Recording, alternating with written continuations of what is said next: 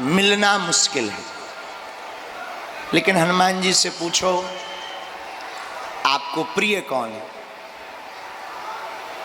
साधु कहते हैं राम।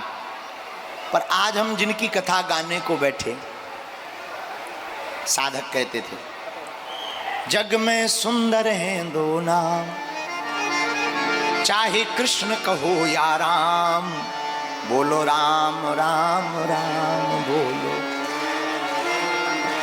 माखन ब्रिज में एक चुरावे, एक बीर भिलनी के खावे। दोनों एक हैं। तो राम हो या घनश्याम, धन्य है। भागवत के श्री कृष्ण साक्षात ब्रह्म, केवल भगवान कृष्ण ऐसे हैं जिन्होंने महाभारत के युद्ध में खड़े होकर ताल ठोक कर ललकार कर कहा था, हां मैं ही ब्रह्म हूं, मैं ब्रह्म हूं। श्री कृष्ण साक्षात ब्रह्म। लेकिन भगवान कब आते हैं?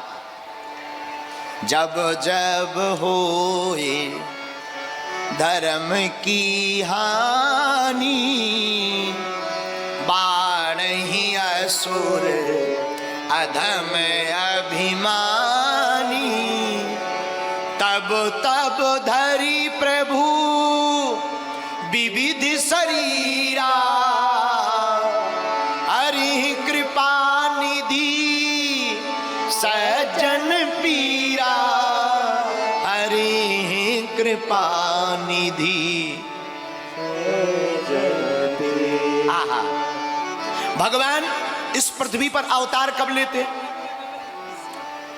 जब पाप बढ़ जाता है तो भूखे भार का हरण करने के लिए परमात्मा पृथ्वी पर अवतार लेते हैं। आहा, और भगवान श्री कृष्ण ने किस घर में अवतार लिया? देवकी और वसुदेव के घर। देवकी कौन और वसुदेव कौन? वसुदेव जिसकी बुद्धि देवत्व को प्राप्त कर गई, जो देवत्व को प्राप्त कर गए, ऐसे वसुदेव के घर। और देवकी कौन? जिनकी मति देव की, जिनकी मति परमात्मा की हो गई। ऐसी मां की कोख से ही, ऐसी मां की कोख को धन्य करने के लिए ही परमात्मा प्रकट होते हैं।